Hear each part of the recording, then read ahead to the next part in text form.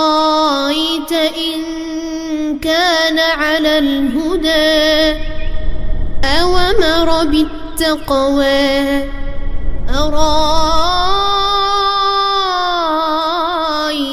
إن كذب وتولى ألم يعلم بأن الله يرى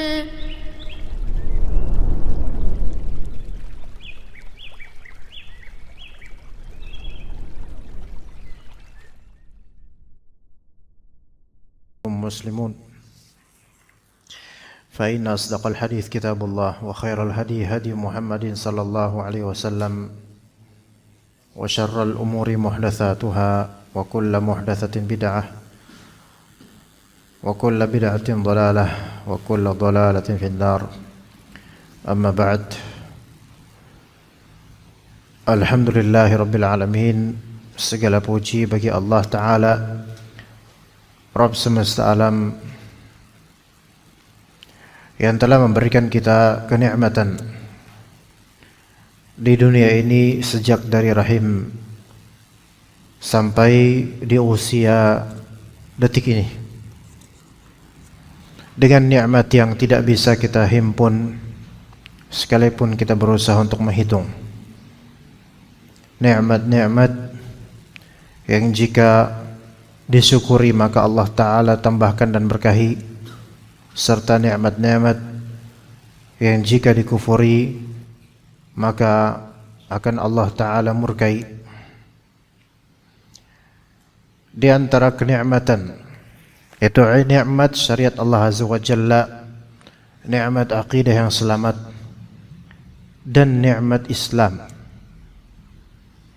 Di antara kenikmatan Islam yaitu akidah yang sahihah, akidah yang benar tentang ketuhanan, tentang hakikat dunia, tentang apa di balik kematian.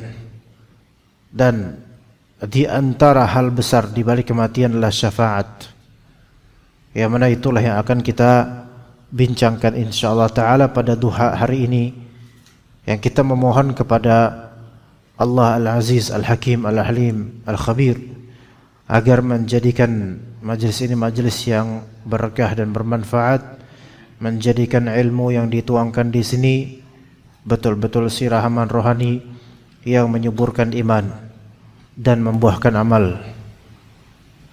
Di antara pembahasan akidah yang sangat penting yaitu pembahasan syafaat, karena betapa tidak sedikitnya hamba-hamba Allah yang ingin memperjuangkan keselamatan akhirat namun terjatuh di bab kesyirikan di masalah syafaat karena tidak memiliki konsep yang benar tentang hakikat syafaat dalam Islam.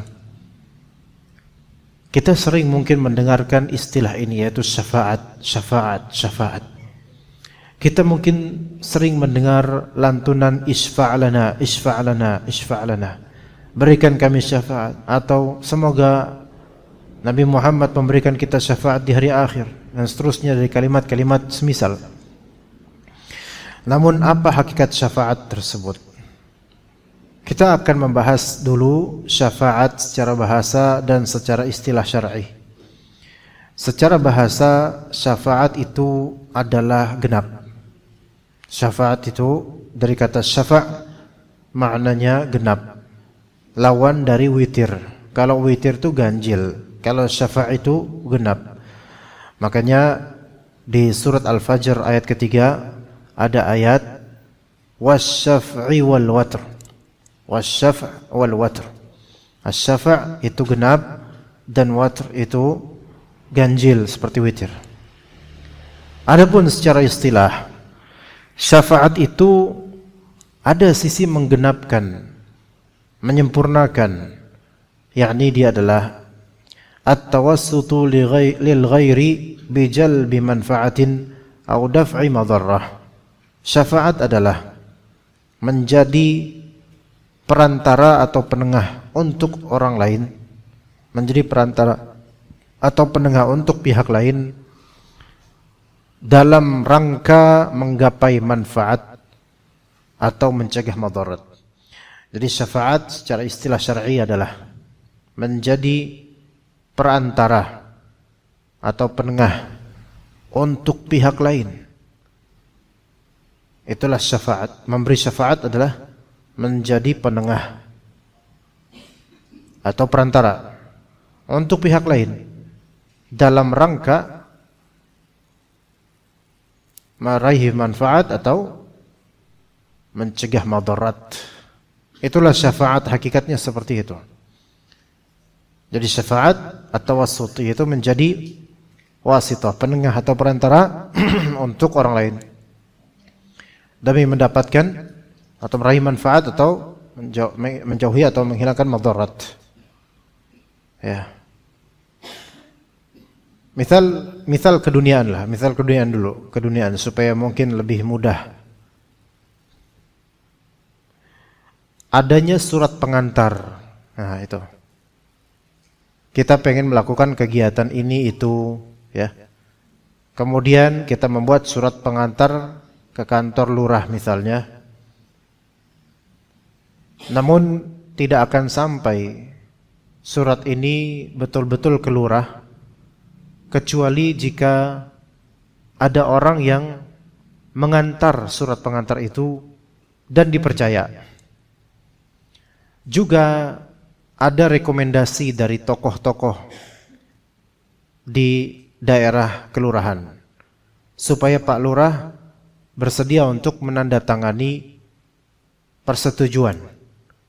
Jadi Pak Lurah enggak mau sembarang menandatangani suatu event kecuali ada syafaat.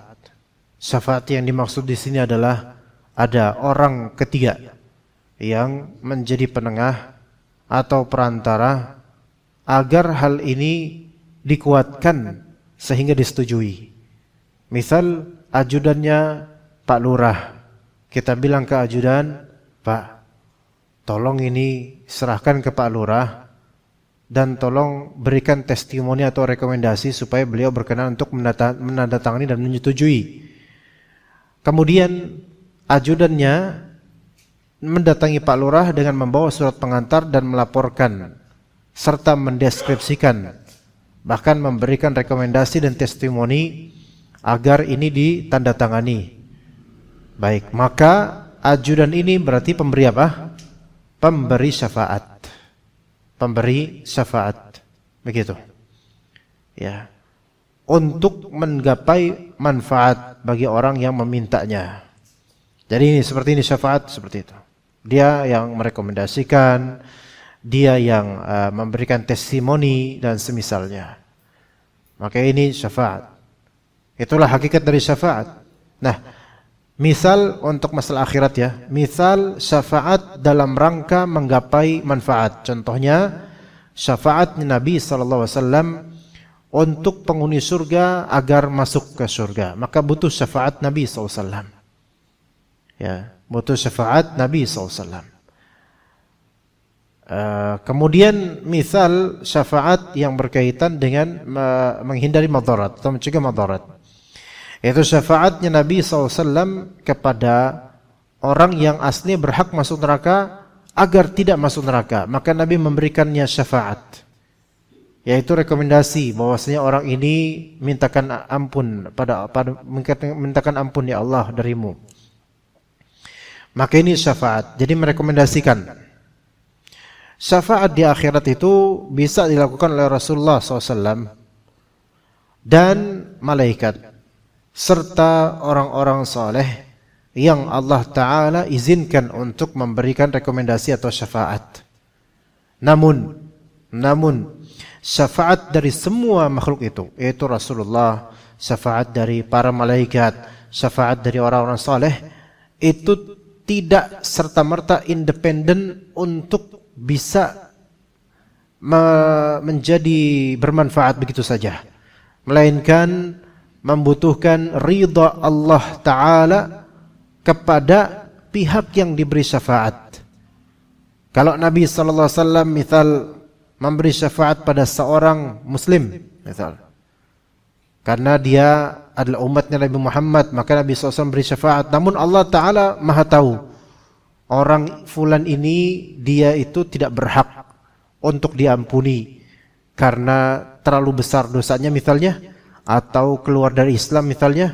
Maka ketika Allah Ta'ala tidak meridai orang ini, walaupun seluruh dari Rasul itu memberi syafaat untuk orang ini, maka tidak akan bermanfaat syafaat tersebut, sebagaimana nanti akan kita sebutkan insyaallah.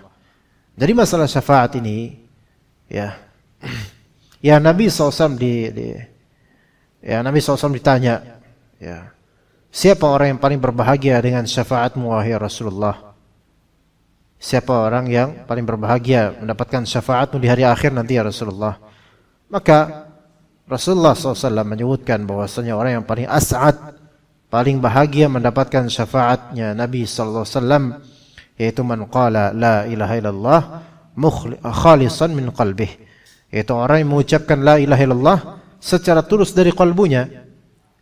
Berarti dia memang ikhlas dalam mengucapkan la ilaha illallah, tidak sombong dalam tidak sombong sehingga tidak mau mengucapkannya, dan kalbunya itu tulus, ikhlas dalam mengucapkannya, sehingga mengamalkan konsekuensi la ilaha illallah berupa amal-amalan tauhid yang dia hanya menyembah hanya kepada Allah Subhanahu wa taala. Maka itu pentingnya, kalau memang kita mau mencari syafaat, maka lakukanlah itu dengan cara bertauhid dan jauhilah syirik selagi di dunia ini. Allah Subhanahu wa taala menilai, Allah Subhanahu wa taala mengetahui, karena Allah Ta'ala kemudianlah yang memiliki syafaat seluruhnya. Kata Allah Azza wa Jalla di surat Az-Zumar ayat 44, Qul lillahi syafa'atu jami'a.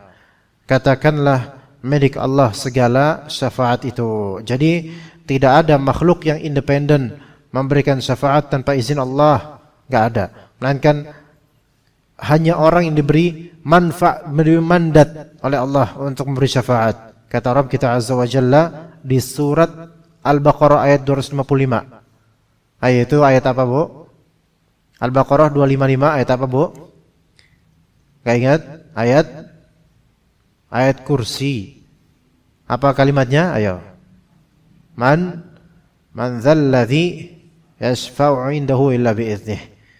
Siapakah yang bisa memberikan syafaat di sisinya kecuali dengan izinnya. Tidak ada yang bisa memberi syafaat kecuali dengan izin Allah Azza wa Jalla. Jadi tidak begitu saja seseorang ngasih syafaat, melainkan harus Allah Ta'ala izinkan dia.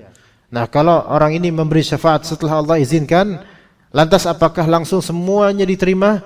Belum tentu, karena boleh jadi Allah Ta'ala memang ridho kepada pemberi syafaat, namun tidak ridho, atau bisa jadi tidak ridha terhadap pihak yang diberi syafaat, karena yang diberi syafaat ini ternyata tidak berhak, disebabkan kesyirikan, atau Allah Ta'ala tidak berkenan memaafkannya. Na'udzubillah min dzalik. Begitu ummahat sekalian rahimani wa rahimakumullah jami'an, dan para bapak-bapak. Ibu-ibu ini lagi enggak banyak yang datang, Bu ya? Ya, Bu ya? Oh, lumayan, alhamdulillah. Tapi tidak seperti bulan lalu, Bu ya? Enggak apa-apa. Ya mungkin sedang pada sibuk ya. Ya. Hah? Iya, enggak apa-apa. Udzur usia atau udzur keadaan nih, Bu? Oh, udzur keadaan. Kalau udzur usia, semuanya udzur usia, tapi mungkin ada keadaan yang tidak memungkinkan. Tapi ala kulli hal, ilmu itu ya, apalagi akidah, tidak harus kita rame-ramean baru kita menggapainya. Ilmu ini didapat dengan izin Allah dan keikhlasan qalbu insan. Kalau Allah Ta'ala izinkan kita dapat ilmu, alhamdulillah. Kemudian kalau kita berusaha ikhlas, maka Allah mudahkan ilmu itu masuk. Maka yang paling penting ibu-ibu sekalian adalah keikhlasan. Ini yang datang segitu aja udah alhamdulillah, Bu. Di beberapa kajian bahkan yang datang ada aja kameramen saya doang yang datang. Ya, tapi bukan kajian seperti ini, bukan kajian buatan saya sendiri. Ya, jadi ilmu itu didapat dari Allah Azza wa Jalla. Kalau Allah izinkan kita dapat taufik dan hidayah berupa ilmu, dapat. Tapi itu juga dipermulus dengan keikhlasan. Orang kalau misalnya dia tulus lillahi ta'ala, hatinya itu jernih, maka dia akan mudah untuk menyerap ilmu yang Allah Ta'ala berikan melalui lisan ustadznya atau gurunya. Baik ibu-ibu sekalian, kita lanjut ke kitab. Karena memang pembahasan kali ini pembahasan tentang syafaat, Bu.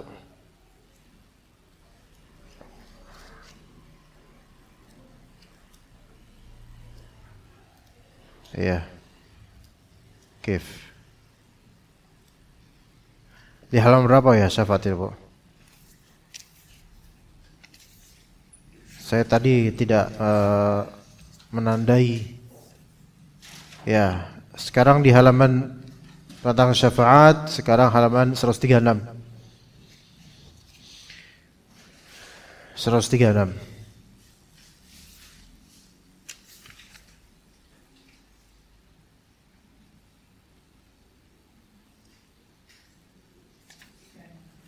Tapi sepertinya ada loncat-loncat juga ya, Bu ya. Sekarang berapa, Bu, harusnya? Ada ingat? Oh, 123. Tapi kita udah terlanjur bicarakan tentang syafaat. Nanti mungkin bulan depan kita ingatkan 123 ya, Bu ya. Kita ke 136 dulu tentang syafaat, Bu ya. Tapi syafaat ini pembahasan panjang, Bu. Jadi mungkin bulan kapan nanti kita baru kembali ke 123 ya. Ya, Bu ya. 136, Bu ya, boleh ya, Bu ya. Bu. Enggak apa-apa kan kita bicara syafaat, Bu? Bu? Oh ya. Ada suara pesawat nih. Baik, syafaat dan hal-hal yang berkaitan dengannya. Kata Allah Azza wa Jalla, "Man dzalladzi yashfa'u 'indahu illa bi'idhnih." Siapakah yang dapat memberi syafaat di sisi Allah tanpa izinnya? Ayat Al-Baqarah 255, ini surat Al-Baqarah, ini ayat kursi. Berarti untuk memberi syafaat maka butuh izin dari Allah Subhanahu wa taala. Izin untuk memberi syafaat. Kemudian di surat Thaha ayat 109. Thaha 109. Kata Rabb kita Azza wa Jalla, "Yauma idzil la tanfa'u syafa'atu illa man adzina lahu ar-rahmanu wa radiya lahu qawla." Pada hari itu tidak berguna syafaat kecuali syafaat orang yang Allah telah memberi izin kepadanya. Wa radiya lahu qawla, dan dia telah meridhai perkataannya. Ya. Di ayat Thaha 109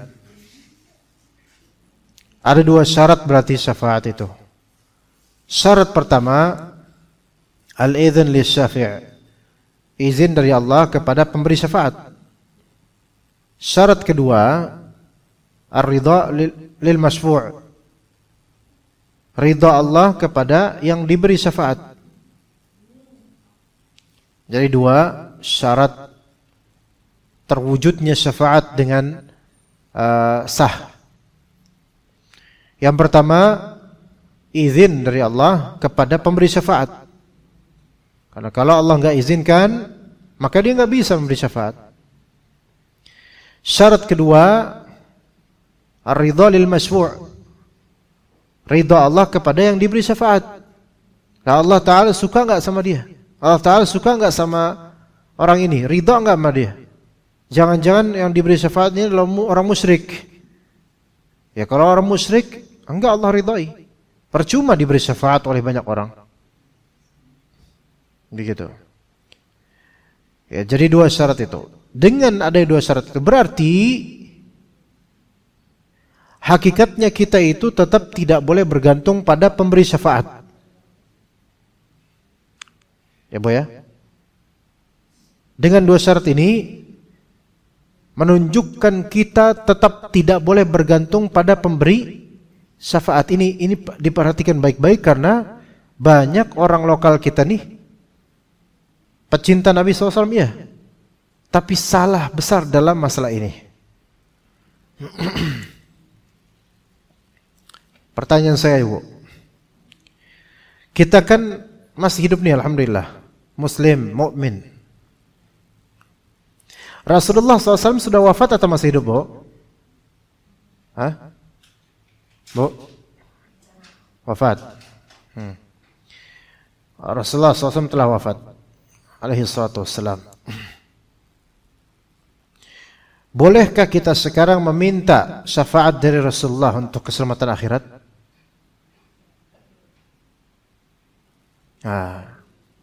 Gimana, boleh nggak? Oke, gini aja lah. Boleh nggak kita sekarang minta sama Rasulullah, ya Rasulullah, saya minta rezeki. Kalau minta rezeki nggak boleh. Kenapa nggak boleh? Ya, kenapa harus minta sama Allah, nggak boleh sama Nabi Muhammad SAW? Karena rezeki Allah yang atur, betul. Oke, ya udah. Sekarang boleh nggak ibu minta duit sama suami, rezeki kan? Boleh.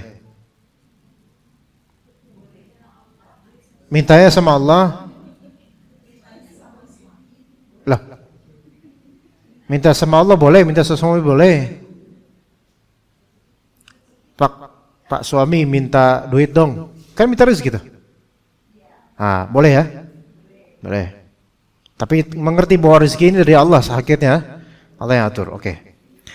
Sekarang ibu minta rezeki sama buyut ibu yang sudah wafat.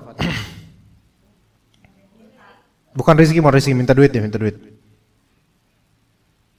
Boleh? Oh, kenapa? Oke. Sekarang itu syirik bukan deh? Minta yang minta duit dong. Syirik bukan, Bu? Minta duit pada eyang yang telah meninggal.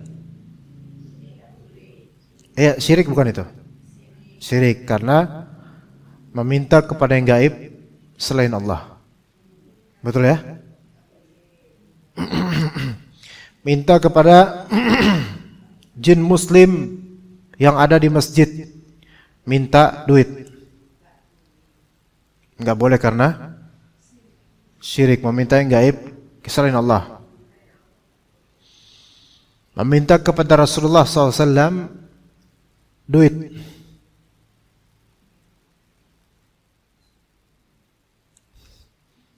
Boleh atau tidak, Bu ya? Meminta duit pada Rasulullah SAW. Kalau emang kata ibu boleh, coba lakuin sekarang, bisa nggak? Layak nggak? Ya Rasulullah, berilah saya duit. Oke, jangan Rasulullah dulu, bentar.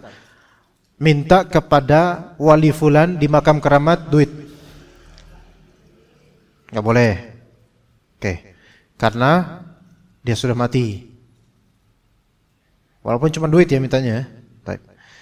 Meminta kepada Ali bin Abi Thalib, keluarga Rasulullah. Nggak boleh. Karena kenapa nggak boleh? Itu orang mulia loh. Kaidahnya gimana tadi? Meminta kepada yang gaib selain Allah. Oke. Meminta kepada Nabi Isa alaihissalam duit. Nggak boleh karena ini Nabi Isa ini lebih tinggi daripada Abu Bakar, Umar, Utsman, Ali. Nabi Isa, Nabi. Wahai Isa, ya Nabi Isa, saya minta duit. Boleh? Syirik bukan itu? Syirik nggak? Syirik. Orang Nasrani meminta kepada Yesus rezeki atau duit. Syirik nggak? Orang Nasrani minta kepada Yesus, yaitu Nabi Isa alaihissalam, duit. Syirik nggak?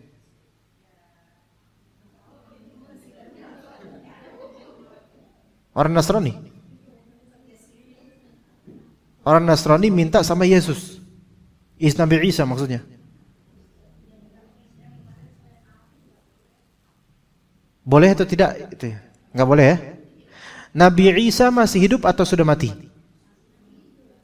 Tapi gaib ya. Oke. Terus minta duit sama Rasulullah SAW. Kenapa? Ayo. Karena Rasul telah wafat, itu jelas. Beliau gaib nggak sekarang? Gaib, oke. Meminta syafaat sekarang pada Nabi SAW. Ya Rasulullah, saya minta syafaat.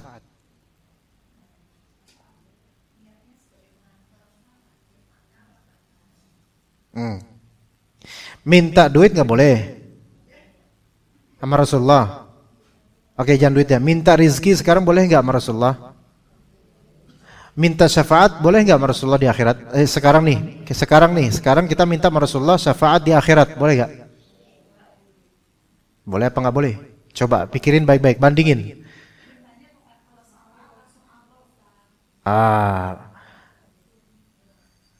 Minta rizki, ya Rasulullah berikan saya rizki di dunia ini, atau ya Rasulullah lancarkan dagangan saya, gitu loh. Boleh nggak? Syirik bukan? Syirik. Kenapa begitu? Karena beliau nggak ada sekarang, masih wafat, tidak hadir, tidak ada, tidak terlihat, gaib. Oke. Sekarang kita minta, ya Rasulullah isfa'li, ya Rasulullah berikan syafaat pada saya nanti di hari akhir. Boleh atau enggak? Boleh enggak? Boleh. Enggak, sekarang kita masih di dunia nih. Belum ke akhirat nih, masih di dunia. Kita tahlilan, minta sama Rasulullah gitu. Boleh enggak? Ya, selawat jelas, itu memang dianjurkan, bagus, selawat, bagus. Bahkan dianjurkan. Di dunia ya, nggak boleh ya. Kalau nanti kita udah sampai di akhirat, boleh nggak kita minta syafaat sama Rasulullah? Boleh, taib, itu jelas. Tapi kalau kita masih di sini, kenapa nggak boleh? Karena gaib, beliau telah wafat. Kalau minta rizki nih, minta rizki sama Rasulullah yang telah wafat nih. Rizki itu sama syafaat lebih besar mana? Minta yang lebih kecil aja nggak boleh di dunia, apalagi minta yang lebih besar. Maka di dunia ini tidak boleh kita minta syafaat sama Rasulullah nanti. Misalnya kita di akhirat, misal, semoga Allah mudahkan urusan kita di akhirat. Misal kita di akhirat, kemudian kita minta, ya Rasulullah berikan saya syafaat. Misal saja gitu loh. Rasulullah kan diberikan izin oleh Allah untuk memberikan syafaat pada umatnya, oke? Terus kemudian Rasulullah kasih syafaat ke ibu. Ya Allah, saya berikan syafaat untuk ibu ini karena dia adalah pengikutku. Apakah urusan selesai begitu aja langsung masuk surga? Syarat yang kedua tadi apa? Ayo, ridha Allah terhadap orang yang diberi syafaat. Nah, ternyata Allah tahu bahwasanya fulan ini atau fulanah ini yang diberi syafaat oleh Rasulullah ternyata dia berbuat syirik di dunia. Ya Bu ya? Waktu di dunia berbuat syirik. Rasulullah tahu nggak kalau sekarang kita misal berbuat syirik? Tahu nggak Rasulullah? Tahu nggak Rasulullah kalau sekarang kita berbuat syirik secara personal? Nggak tahu. Rasulullah manusia biasa, nggak tahu yang gaib. Ya. Rasulullah mungkin merekomendasikan fulan, fulanah karena dia pengikutku, dia umatku, tapi ternyata Allah Maha tahu tentang fulanah keadaannya gimana di dunia setelah meninggal Rasulullah SAW.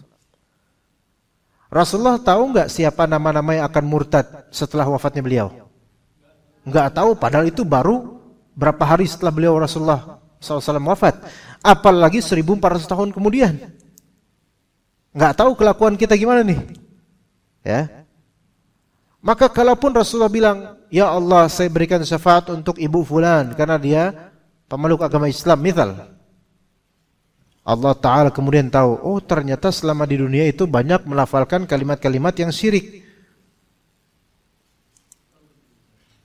Diterima nggak kemudian syafaatnya? Tidak diterima. Bisa difahami nggak Bu? Contoh ya, ada seorang pria muslim. Dia pengikut Nabi Muhammad dalam artian pemeluk agama Islam. Kemudian dia sering ke kuburan keramat untuk minta kepada penghuni kuburan agar menjadi wasilah kepada Allah Azza wa Jalla. Ini kan gaib. Dia berarti minta kepada yang gaib selain Allah. Walaupun tujuannya katanya Allah, tapi dia minta ke kuburan dulu. Ya. Maka di akhirat dia minta syafaat dari Rasulullah. Tapi Allah tahu bahwasanya orang ini yang Rasulullah beri syafaat, ini orang kelakuannya dulu suka minta-minta sama mayit. Syirik. Ya. Dan kesyirikan seperti ini meruntuhkan kalimat la ilaha illallah yang ada di hati orang ini. Allah enggak ridho dengan orang ini karena dia telah berbuat syirik, menduakan Allah. Walaupun Rasulullah memberikan syafaat, kalau Allah enggak ridho sama orang yang diberi syafaat, maka enggak ada gunanya syafaat ini. Berarti kita harus kembali ke siapa sekarang? Tugas kita nih di dunia ini kepada Allah. Sekarang Bu, Ibu sering dengar gak lafal lagu Isfa'lana lana lana ya habibana? Pernah dengar Bu? Isfa'lana ya habibana. Isfa'lana, wahai habibana, berikanlah kami syafaat wahai kekasih kami, yaitu Rasulullah. Ya Rasulullah, berikan kami syafaat. Ini minta gak Rasulullah? Bu, ini kayak nggak kefokus ibu-ibu nih. Ada apa ya? Ada lagi makan ciki atau apa nih Bu?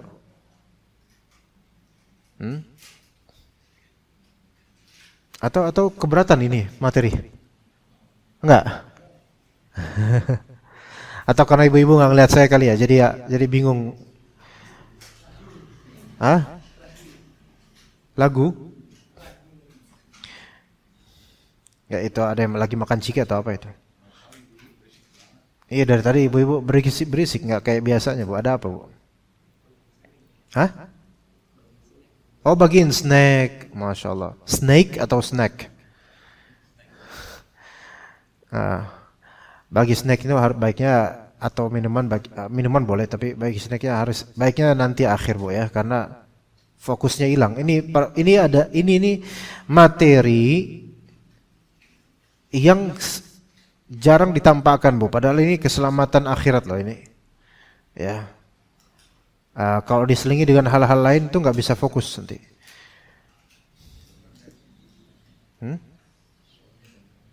Ya. Nah, Bu perhatikan. Kita minta syafaat sama Rasulullah nih pas lagi hidup di dunia nih, boleh atau tidak? Boleh atau tidak? Nggak boleh. Kenapa? Syirik. Gak boleh syirik, karena kita itu berarti minta sama Rasulullah. Kita minta duit aja, minta rezeki sama Rasulullah aja boleh nggak sekarang? Nggak boleh, minta rezeki hanya sama Allah, gitu kan? Kalau kita bilang ya Allah, berikanlah saya nanti syafaat melalui Nabi Muhammad di akhirat, boleh nggak? Boleh, karena ini kita mintanya sama Allah. Itu jelas. Tapi kalau sekarang kita minta, ya wahai Rasulullah, berikanlah kami syafaat. Di dunia ini ngomong kayak gitu. Ini berarti sedang minta sama Rasulullah SAW. Ya, sedang minta sama Rasulullah SAW. Minta sama selain Allah dari yang gaib, ini adalah suatu kesyirikan. Minta kepada selain Allah dari yang gaib, kesyirikan. Atau yang mau lebih logis lagi gini, Bu. Enggak pakai internet, enggak pakai handphone, enggak pakai apa, tapi pakai perasaan. Ibu minta kepada suami yang lagi di kantor. Pakai hati, terus ngomong, "Pak, saya minta duit." Enggak lewat WhatsApp, enggak. Lewat lisan. Suami di kantor, ibu di majelis, ibu ngomong, "Pak, saya minta duit." Kira-kira kedengaran enggak sama suami? Enggak. Hidup suami itu? Hidup. Ada. Bernafas. Hidup di kantor. Nyampe enggak? Enggak nyampe. Itu yang masih hidup. Lah apalagi dengan yang sudah wafat.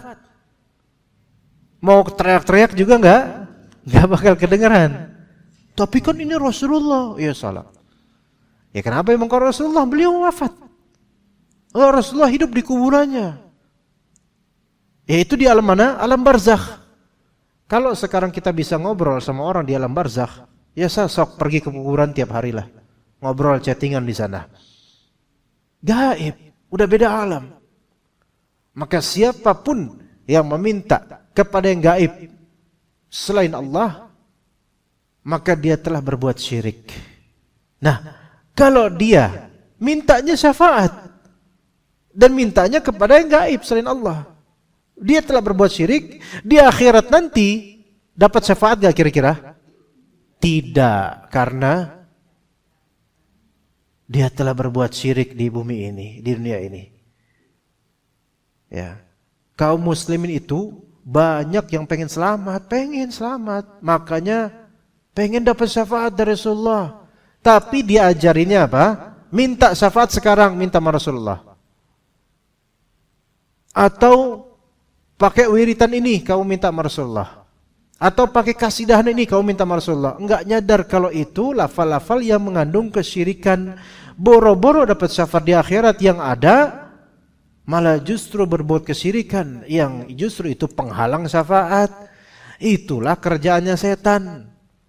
Orang pengen benar dialihin supaya enggak benar dan enggak sadar kalau selama ini ajarannya tidak benar. Ini masalah syafaat. Ya, sebelum kita ke kitab ini, 2 ayat tadi udah menunjukkan tuh. Apalagi ayat berikutnya, Al-Anbiya 28. Wala yashfa'una illa liman irtada wa hum min khasyatihi mushfiqun.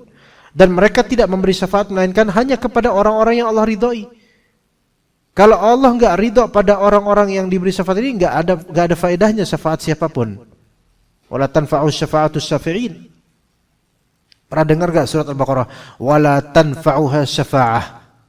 Ini untuk orang-orang yang kufur pada Allah, tidak manfaat syafaat siapapun buat orang ini. Apalagi surat An-Najm jelas-jelas.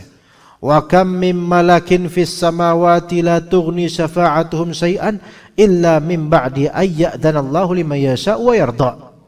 Dan berapa banyak malaikat di langit, syafaat mereka sedikit pun enggak berguna kecuali kalau Allah izinkan dan Allah ridhoi. Gitu. Sehingga tugas kita sekarang apa? Cari ridha Allah dengan meminta hanya kepada Allah, menyembah hanya kepada Allah, dan dengan mengikuti sunnah Nabi SAW, bukan mengadi-ngadi, bukan mengada-ngada gitu loh. Ya, ini mungkin bagi sebagian berat karena masih ada sekat-sekat syaitan dan subhat yang menghalanginya, jemaah ummahat. Ya. Padahal kalau mau dipikir-pikir yang tadi kita sebutkan tuh secara syar'i masuk, secara logika masuk banget. Kita minta sama Rasulullah sekarang duit enggak boleh. Padahal duit itu lebih mudah. Kita minta syafaat sekarang sama Rasulullah, boleh lah, kok bisa?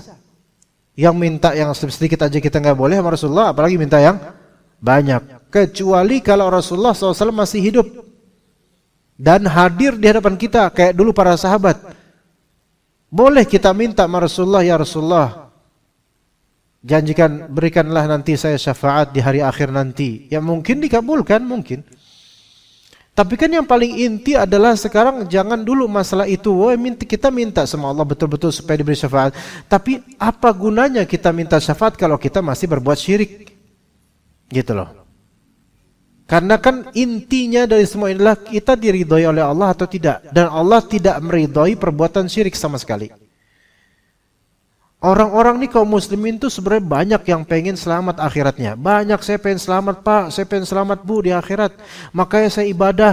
Tapi kadang-kadang guru-gurunya ngalihin supaya malah ke perbuatan syirik. Atau perbuatan yang tidak ada sunnahnya. Gitu. Ya, saya membaca Bu, gini Bu, di salah satu website hukum, maksudnya hukum pengadilan Indonesia ya, hukum undang-undang di Indonesia, ya, saya baca tentang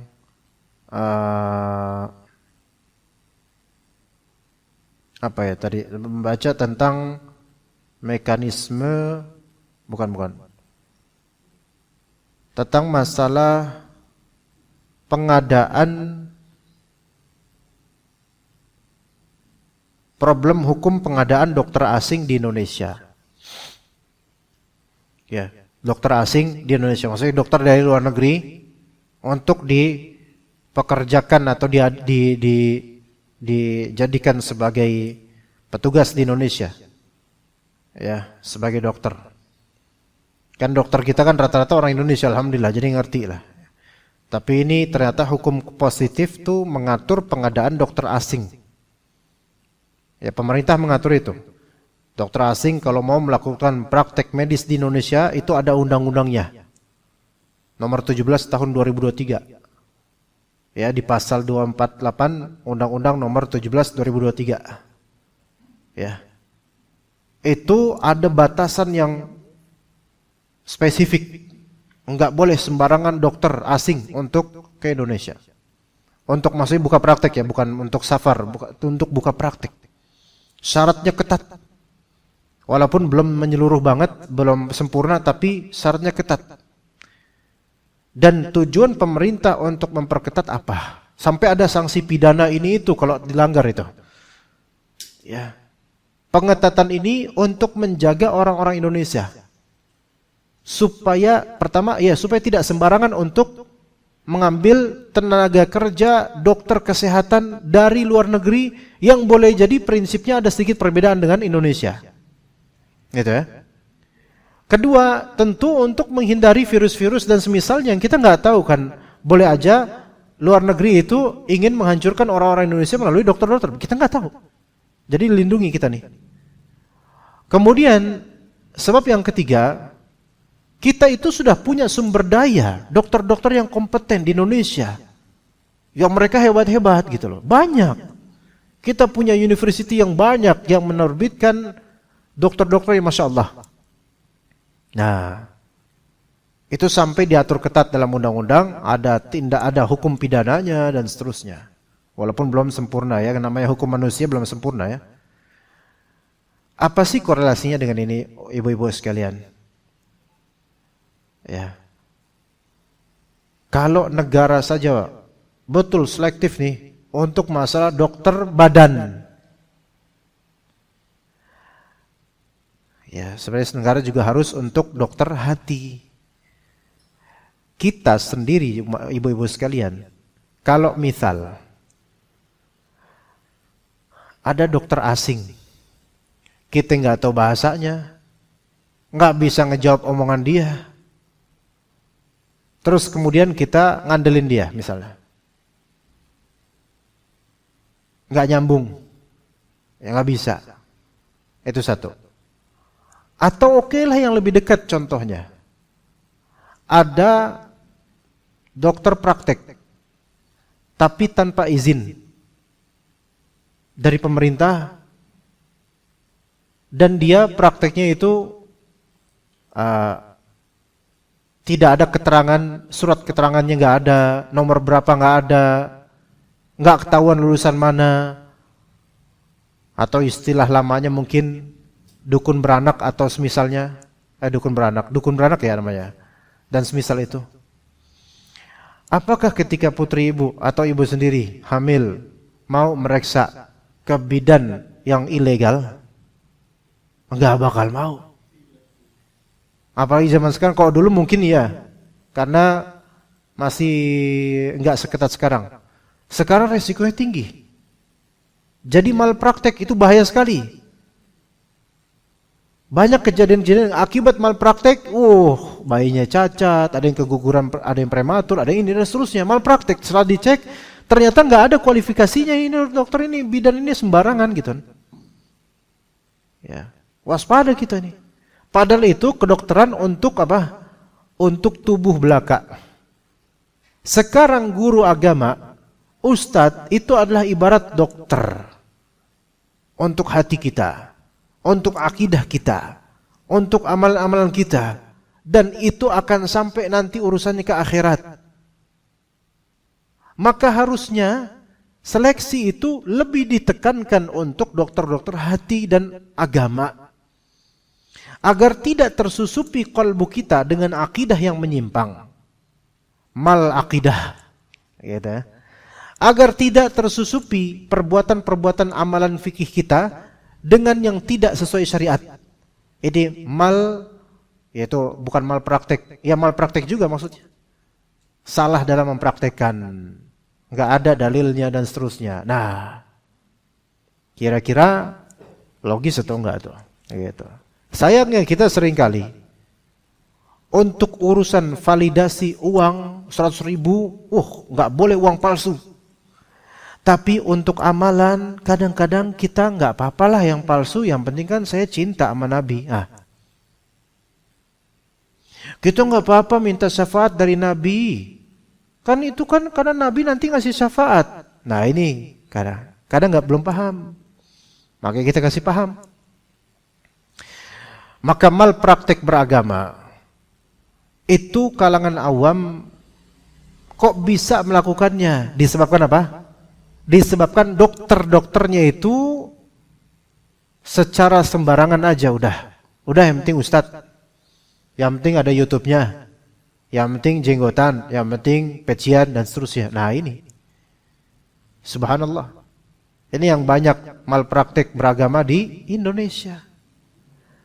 Urusan syafaat ini sebenarnya didengungkan lagu-lagunya, wah banyak.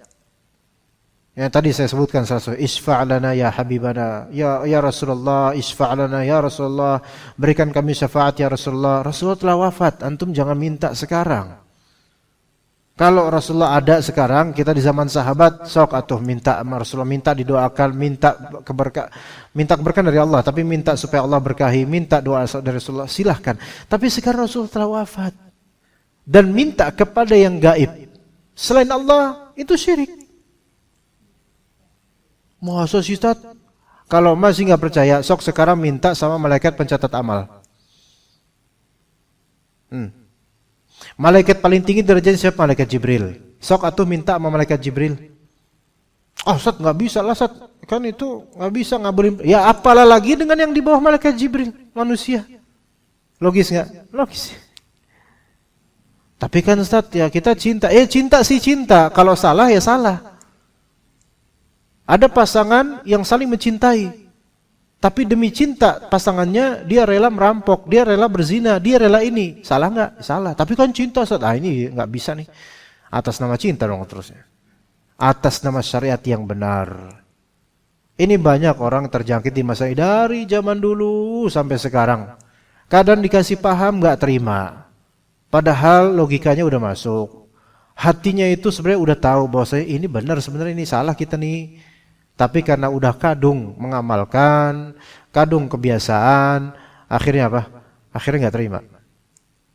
Ya. Dan kalau udah nggak terima, nggak ada dalil dah. Nggak pakai dalil, pakainya apa? Perasaan, emosi, tradisi. Padahal itu nanti akan ditanya di hari akhir. Ditanya di hari akhir. Kenapa kamu minta-minta sama Rasulullah padahal Rasulullah nggak ada di sisi kamu? Ya, apa alasan yang akan kita ungkapkan? Maka syafaat ini adalah hal yang sangat vital di akhirat nanti. Jangan sampai kita kehilangan syafaat dari Rasulullah SAW karena kita justru minta syafaat sekarang. Sekarang itu udah bukan waktunya kita minta syafaat. Waktunya apa? Kita bertauhid, minta hanya kepada Allah, berdoa dan beribadah hanya kepada Allah. Dan cara supaya selamat juga kita ngikuti sunnah Rasulullah. Dan tidak ada sunnahnya dari Rasulullah kita minta syafaat sekarang sama beliau. Atau minta apapun selain syafaat. Minta rezeki dilancarkan sama Rasulullah.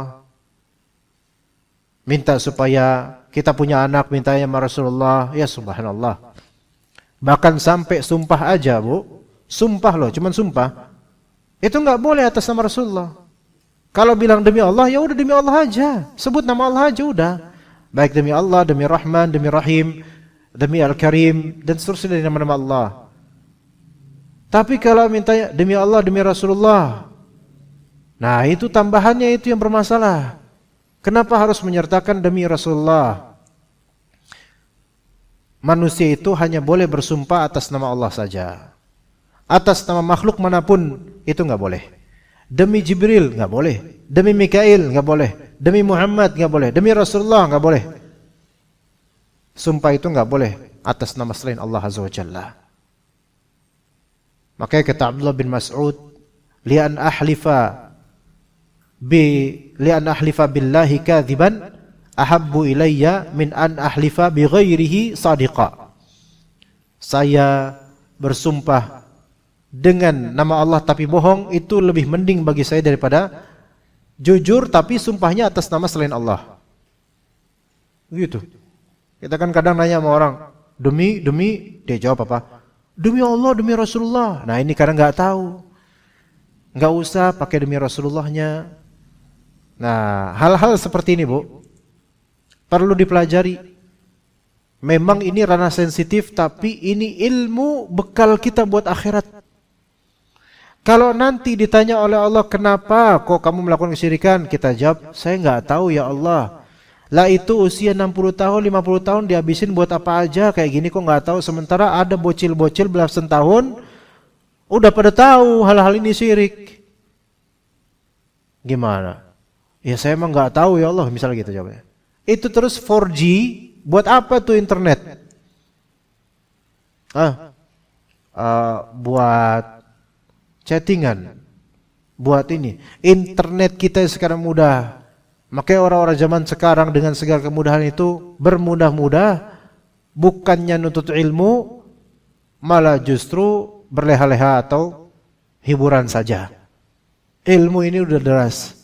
Kita harus menuntut ilmu tentang keselamatan akhirat kita gimana supaya selamat. Ini masalah syafaat, masalah yang saya penting, makanya saya prihatin dan perhatian dalam masalah ini. Ibu-ibu sekalian, ya. Ibu-ibu itu orang yang Allah Ta'ala rahmati dan muliakan.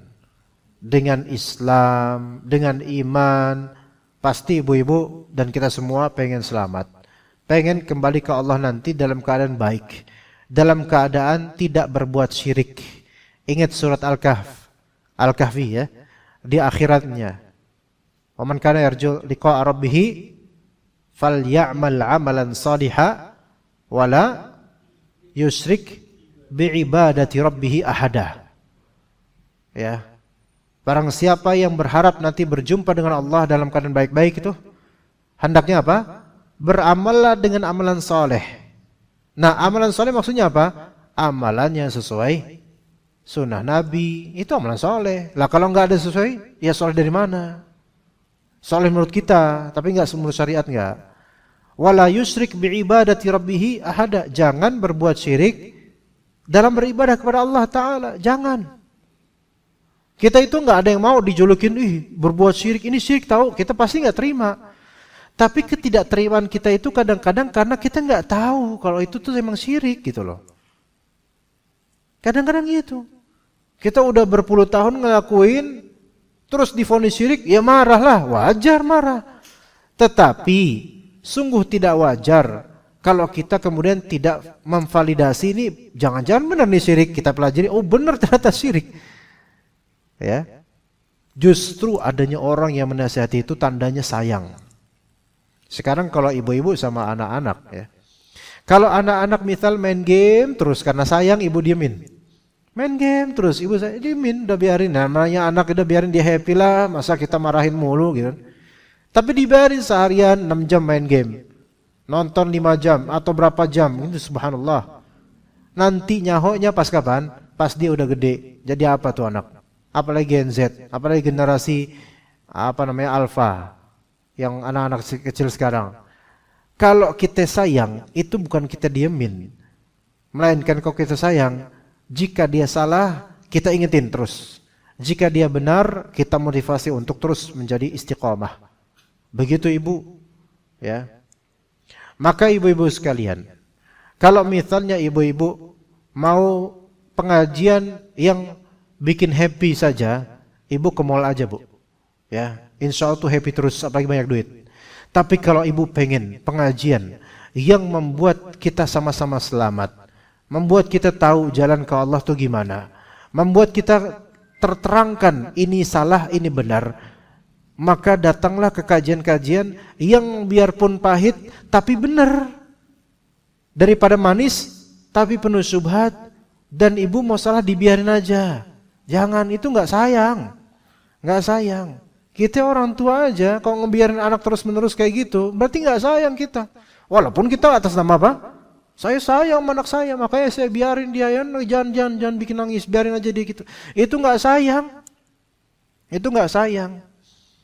Ya, dikasih apapun yang dia mau, karena yang kita tatap masa depannya. Begitu juga kita menatap masa depan kita, ibu-ibu sekalian rahimani wa rahmakumullah. Ya, ibu-ibu udah berjuang loh, Bu. Ya, melahirkan anak, sebelum melahirkan yaitu mengandung, berat, ya, bukan hal yang ringan. Melahirkan baik sesar atau nomor itu bukan hal yang ringan. Kita bapak-bapak enggak merasakan itu, ya. Terus menyusui, dalam keadaan juga ibu dituntut untuk melayani suami dan membersihkan rumah, merapikan ini. Subhanallah, ibu itu amalannya udah besar, Bu. Maka hati-hati dengan firman Allah, la in asyrakta la yahbatanna amaluk. Jika engkau berbuat syirik maka gugur amalanmu. Capek-capek puluhan tahun berumah tangga, beramal soleh, solat, zikir, ini itu, tiba-tiba kemudian berbuat syirik yang membuat gugur semua amalan. Maka harus kita perhatikan ini, ibu-ibu sekalian, termasuk minta syafaat sama Rasulullah. Bukan sekarang saatnya, dan sekarang kita fokusnya apa? Mintanya sama Allah. Karena yang gaib, yang berhak kita minta padanya hanyalah Allah subhanahu wa ta'ala tanpa perantara gaib lainnya. Enggak ada perantara gaib lainnya yang berhak untuk jadi perantara. Enggak ada, wallahi enggak ada. Mau dia wali, mau dia orang soleh, mau dia orang syahid, mau dia rasul, bahkan mau dia malaikat Jibril, itu tidak ada lagi perantara, enggak bisa jadi perantara dan tidak berhak mereka menjadi perantara antara diri kita sama Allah. Makanya kata Allah, ud'uni astajib lakum. Mintalah padaku, berdoalah padaku. Langsung kata Allah, maka aku jawab buat kalian. Kemudian kata Allah Azza wa Jalla, wa idza sa'alaka ibadi anni fa inni qarib. Jika ada hambaku bertanya kepadamu wahai Muhammad tentang aku, sesungguhnya aku sudah maha dekat. Ujibu da'watad da'i idza da'an. Aku menjawab doanya pendoa jika dia berdoa kepadaku. Mintanya langsung ke Allah. Gitu. Maksudnya enggak ada perantara gaib. Ya, enggak ada. Kata Nabi SAW, wa idza sa'alta fas'alillah, wa idza sta'anta fasta'in billah. Jika engkau minta, mintalah pada Allah. Jika engkau minta tolong, minta tolonglah pada Allah. Apa beratnya sih kita minta tolong sama Allah? Kita. Sementara kita aja nggak minta tolong aja kita dikasih sama Allah. Masa pas kita minta tolong kita kemudian nyari perantara yang gaib? Subhanallah. Ya, ajaib. Udah langsung meminta sama Allah. Ibu mau minta syafaat, minta sama Allah. Ya Allah, perkenankanlah syafaat untuk saya di hari kiamat, minta sama Allah. Allah kabulkan insyaallah. Minta sama Allah. Kita tuh hamba Allah. Kita telah dirizkikan oleh Allah sejak kita masih sperma. Sejak kita masih sudah ada ruh gitu kan, 3 bulan, 4 bulan di rahim ibu kita, itu kita nggak tahu apa-apa, nggak tahu apa-apa. Allah rizkikan dengan cara Allah sampai sekarang, Bu, subhanallah, udah bergelimang banyak sekali kebaikan-kebaikan Allah untuk kita semua, Ibu. Maka ini karena saya sayang kepada kita semua, kepada bapak-bapak, ibu-ibu, karena Allah. Bu, saya mengatakan hal-hal seperti ini, tidak ada benefit duniawi yang saya harapkan dari ibu-ibu sekalian. Saya enggak menggelar sorban saya yang kemudian ibu silakan taruh uang biru atau merah di situ. Enggak, wallahi, bahkan saya enggak mau seperti itu, mempermalukan diri saya. Enggak ada benefit itu dari ibu-ibu sekalian. Ibu enggak kenal saya enggak ngeliat ibu. Tetapi saya hamba Allah, ibu hamba Allah, bapak hamba Allah, kita semua hamba Allah. Ini kita harus mengingatkan, darurat, lebih darurat daripada krisis moneter 98. Lebih darurat daripada kenaikan BBM, ya, walaupun sekarang udah agak turun dikit. Lebih darurat dari apapun di dunia ini, yaitu apa? Menjaga iman daripada kesyirikan. Yang halus, yang kadang kita nggak sadar kalau ternyata kita sudah terjangkiti. Makanya ibu-ibu sekalian, mulai sekarang betul-betul Bu, tawakalnya sama Allah aja. Kalau diajak untuk minta-minta ke suatu tempat keramat atau apa, udah, nggak perlu. Ibu ke masjid dekat rumah, bahkan ibu di atas sejadah rumah ibu aja. Itu sudah cukup, Allah Maha mendengar ibu. Nggak perlu safar jauh-jauh Bu, beneran. Bahkan justru safar jauh itu banyak madharatnya Bu. Pertama, duit habis. Kedua, ibu safar tanpa mahram. Walaupun ibu alasan, kan perempuan banyak. Mahram kan laki-laki Bu, mahram ibu. Dari keluarga. Enggak Ustaz, mahram saya supir. Emang tuh supir suami ibu? Sementara Ustaz, oh parah juga nih ibu. Enggak gitu kan? Tanpa mahram. Itu udah hal yang buruk itu. Kalau suami ibu meridhoi itu, maka suami ibu dicap dayuth. Hati-hati, dayuth itu pria yang tidak punya cemburu terhadap suaminya. Terhadap istrinya. 2. Ketiga, apa yang diajarkan coba di kuburan keramat atau di wisata religius seperti itu Bu? Keempat, duit ibu tuh masuk ke income guru-guru atau tukang travel atau apa-apa yang mereka itu sebenarnya nyari duit gitu loh. Diporotin Bu. Udah gitu, doa di kuburan itu salah tempat. Salah tempat. Kalau emang ibu minta sama Allah, itu di masjid, di rumah bisa, di semua tempat, bukan di kuburan. Makanya sholat itu nggak boleh di kuburan, kecuali sholat jenazah. Dan itu pun nggak ada sujudnya. Kalaupun mau doa di kuburan, yaitu mendoakan mayit kebaikan. Bukan kita minta hajat di situ. Orang kan ke kuburan kan supaya ingat kematian dan ingat akhirat. Ini ke kuburan malah ingat dagangan. Ya Allah, lancarin dagangan saya di kuburan. Gimana? Nah, lihat. Ini kan banyak di Indonesia. Kita dinasihati supaya jangan begini karena disayang. Gitu, Bu. Karena ibu udah berjuang buat agama ibu. Buat anak dan suami ibu, itu perjuangan luar biasa. Maka jangan hancurkan perjuangan itu dan gugurkan amalan solehnya dengan hal-hal yang seperti ini. Begitu ibu-ibu sekalian. Ya, mudah-mudahan ini bermanfaat buat saya dan ibu-ibu untuk keluarganya juga, ya, karena tidaklah saya mengharapkan kecuali ya tidak perlu dinyatakan juga, tetapi saya benar-benar bukan mengharapkan apapun dari bapak dan ibu sekalian rahimakumullah jami'an. Karena saya muslim, ibu muslim. Saya mukmin, ibu mukmin. Mukminah ya. Yang mana kita semua saling mencintai karena Allah, bukan karena benefit duniawi. Benar, Bu? Ibu mau ngasih saya apapun, itu bukan itu yang saya harapkan. Tapi kalau ibu mau mendoakan saya supaya istiqomah dan supaya saya diampuni oleh Allah, itu saya terima kasih banget. Sebagaimana saya juga minta sama Allah, semoga Allah Ta'ala maafkan kita semua atas kesalahan yang lalu. Semoga Allah Ta'ala memberi hidayah kepada kita supaya meralat keburukan yang telah kita lakukan. Semoga Allah mensejahterakan diri kita dan keluarga kita dengan rezeki yang halal dan berkah. Semoga Allah Ta'ala menerima amal saya dan juga ibu-ibu dan bapak-bapak sekalian. Ya, kita semua akan ke akhirat, Bu. Kita nggak tahu nih, Pak. Siapa di antara kita berempat nih, dari bapak-bapak atau ibu-ibu bersekian, siapa yang akan mati duluan, tahu nggak Pak? Allahu a'lam, Allah beritahu. Tapi ini sudah dijelaskan. Istighfar supaya kita itu diampuni oleh Allah Azza wa Jalla. Semoga Allah maafkan saya dan juga ibu-ibu sekalian rahimani wa rahimakumullah. Taib, itu mungkin materi yang kita sampaikan. Ini sudah mau jam 12. Itu jam 11 lewat 42. Tuh saya lihat jam di situ. Hah? Mati jamnya? Itu udah mau jam 12, Bu. Mau zuhur aja nih, Masya Allah.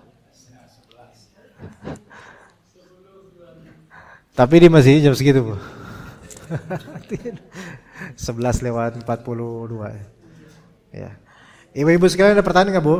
Ada pertanyaan, Bu, Ibu? Saya sudah 11.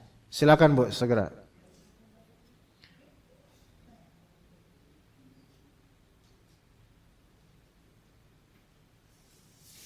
Ada? Ada nggak?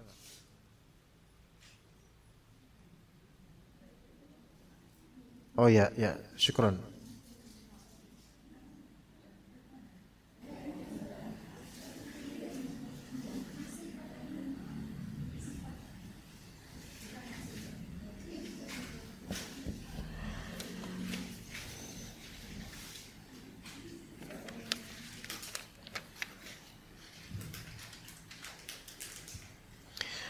Baik, Ustadz, bagaimana hukum azan ketika anak lahir dan ketika menguburkan mayat? Taib.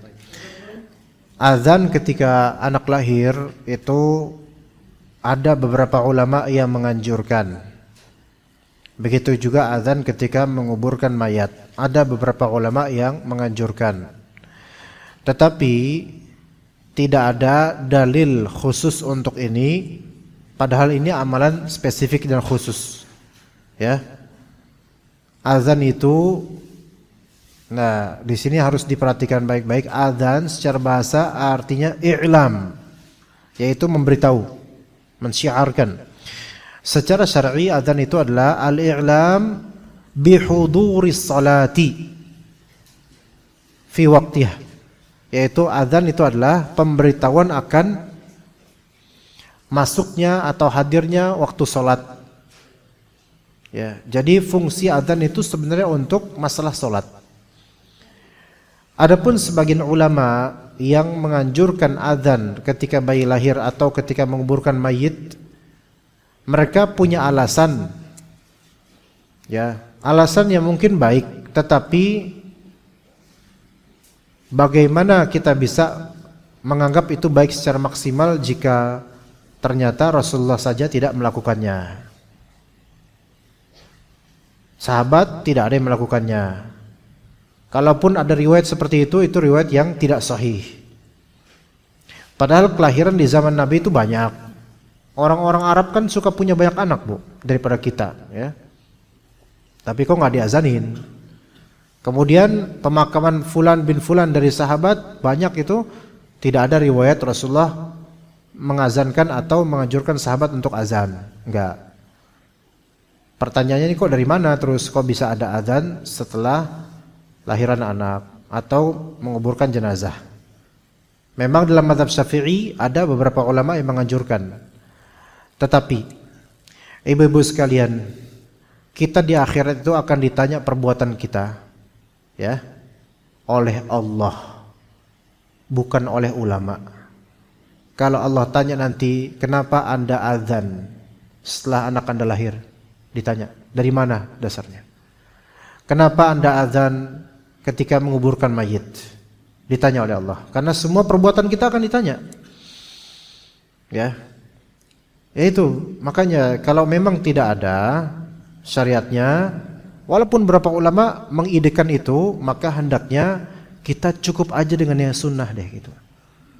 Sekarang aja, Bu, masih banyak kok yang belum tahu bahwasanya Rasulullah SAW mentahnik, yaitu memasukkan ke bibir atau mulut bayi yang baru lahir berupa apa? Kurma atau basahan kurma. Ya, itu banyak yang belum tahu. Padahal itu yang dilakukan Nabi aja masih banyak yang belum melakukan. Tapi yang nggak dilakukan Nabi, ya kita lakukan. Nah itu yang ajaib. Unik kita itu, ya. Kemudian di antara anjuran yang syar'i dan ada dalilnya, kalau kita ke kuburan lepas sendal. Lepas sendal. Itulah anjuran syariat. Bukan azan. Tapi justru banyak dari kita tetap pakai sendal, yang sunnah ditinggalkan, yang enggak ada tuntunannya dilakukan. Ini uniknya kita, ya. Ini uniknya kita di sini. Duri? Oke. Oh, kalau emang benar ada durinya ya udah nggak apa-apa. Nggak, maksud saya yang nggak berduri pun tetap pakai sendal, Bu. Karena nggak semua kuburan berduri.